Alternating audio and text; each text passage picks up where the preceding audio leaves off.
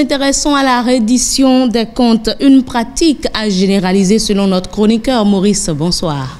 Bonsoir, heureuse. Je suis très heureux de vous retrouver ce soir sur le plateau de l'ORTB et sur ce programme Nouveau type de citoyen. Ben, je le suis encore plus. Qu'est-ce que la reddition de comptes? Alors, lorsqu'on parle de reddition de comptes, il s'agit globalement, il s'agit tout simplement du principe de rendre compte. Voilà. La reddition de comptes est un concept en droit, mais également en sciences politiques qui désigne l'action par laquelle les personnes munies ou bien investies d'un pouvoir public rendent compte de façon plus ou moins périodique et en fonction des régimes politiques dans lesquels elles se trouvent à leurs citoyens, à leurs mandants, des personnes qui leur ont confié ce mandat électif-là. Donc c'est une pratique qui fait obligation à quelqu'un qui est investi d'une mission de rendre compte à la personne qui lui a confié cette mission-là. Donc c'est suivant ce principe-là qu'un élu, que ce soit un député ou un maire par exemple, va retourner vers la population qui l'a élu pour lui expliquer le sens d'une loi votée au Parlement, qui va faire le point des actions menées dans le cadre de son mandat électif. Ça se passe aussi jusqu'au président de la République qui est également un élu, et on a vu récemment le chef de l'État faire une tournée dite de reddition de comptes. Donc de façon précise, la reddition de comptes est un feedback, un résumé des travaux ou de missions effectuées dans le cadre d'un travail confié par exemple par un supérieur hiérarchique ou par des mandants. Il s'agit d'une démarche de transparence, une démarche de bonne gouvernance, parce que lorsque vous avez désigné quelqu'un, vous l'avez investi d'une mission et que la personne en retour, après avoir effectué un certain nombre de travaux, retourne vers vous pour vous expliquer, pour vous faire le point, évidemment, c'est transparent entre les deux parties. Et donc, c'est aussi une pratique de bonne gouvernance. Au Bénin, cette pratique-là existe et s'observe dans l'administration publique, par exemple. Ça va prendre la forme de rapports de mission, de fiches, de comptes rendus de mission, de réunions ou encore de notes verbales. Mais nous devons dire que c'est une pratique qui est encore peu développée, parce qu'il y a plusieurs niveaux où cette pratique doit exister pour pouvoir, disons, atteindre cette bonne gouvernance-là que nous appelons. Ce qui est sur une reddition de comptes, à coup sûr, suscite la confiance.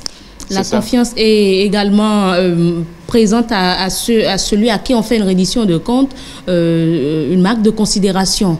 Mais comment peut-on généraliser cela dans notre pays? Effectivement, c'est une bonne question. Comment peut-on généraliser cela? Parce qu'on dit ici que c'est une pratique à généraliser. Et moi, à mon niveau, je pense qu'il y a plusieurs niveaux, excusez la répétition, il y a plusieurs niveaux où on peut agir pour pouvoir arriver à généraliser cette pratique-là. Commençons déjà par le niveau familial. Dans le cercle familial, jusqu'à ce niveau? Bien sûr, jusqu'à ce niveau, c'est parce qu'on dit habituellement que ce qu'on a appris à la maison, ça nous suit le reste de notre vie. C'est comme l'éducation qu'on a reçue. Et donc, déjà au niveau de la famille, on doit pouvoir mettre en place le principe de reddition de comptes. Cela sous-entend que les enfants doivent rendre compte de leurs activités, de leur journée, de leur travail à l'école, de leurs projets, de leurs travaux domestiques aux parents.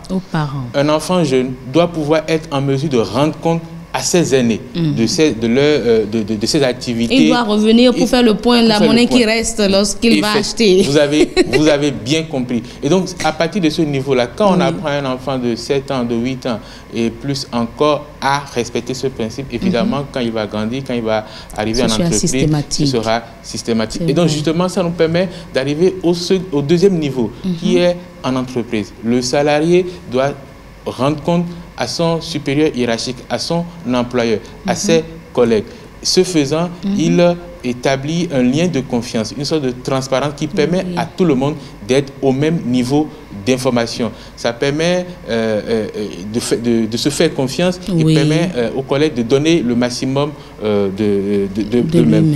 Au niveau des associations, des ONG, des fondations, tout ce qu'on met dans l'expression organisation de la société civile, aussi on doit pouvoir instituer et respecter ce principe de la reddition de comptes. On remarque que généralement dans ce niveau-là, c'est pas toujours évident et finalement c'est ce qui... Mais il y a quand même des rapports d'activité. Je sais. Ça suffit pas. Oui, c'est une forme de reddition de comptes. Après, à l'intérieur de chaque structure, il y a des moyens, des éléments qu'il faut mettre en place pour pouvoir pour garantir cette transparence-là, cette traçabilité qui est le garant de la bonne gouvernance. À l'école, dans les universités, dans les ministères, au niveau de toutes les administrations, l'enseignant, par exemple, doit rendre compte au directeur d'école, le professeur d'université doit rendre compte au recteur d'université, etc., etc.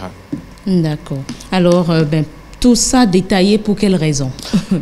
Pour quelles raisons? Je pense que j'ai commencé à le dire et je vais encore insister là-dessus. La reddition de comptes est une pratique de bonne gouvernance.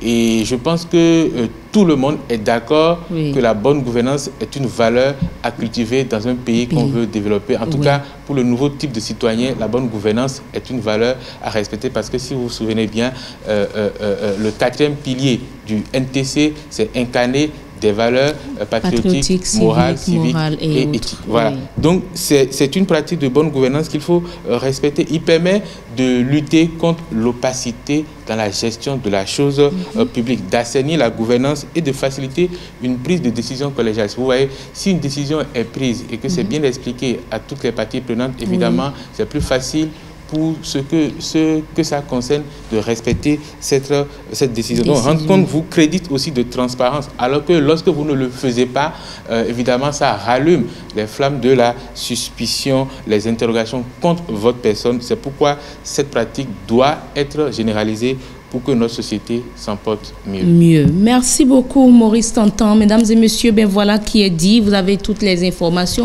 sur tous les avantages liés à la reddition de comptes. Il faut l'instaurer au sein de votre entreprise, l'instaurer au sein de votre maison. Déjà, les parents, sans savoir que peut-être c'est une reddition de comptes, exigent cela aux enfants à la maison. Lorsqu'on on lui commande, il revient, il doit faire le point. Donc, tout ça fait partie de la reddition de comptes.